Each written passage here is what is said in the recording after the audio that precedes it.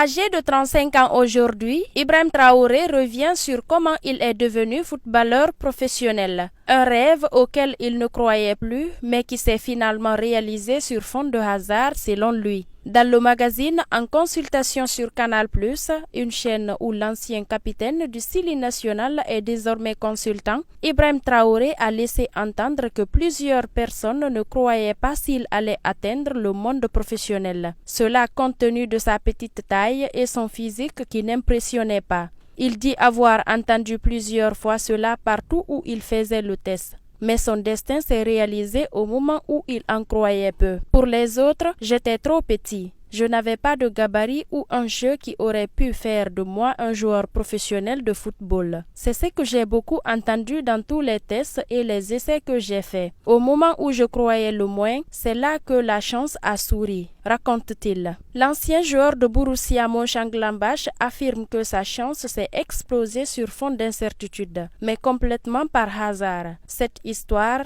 je l'ai racontée.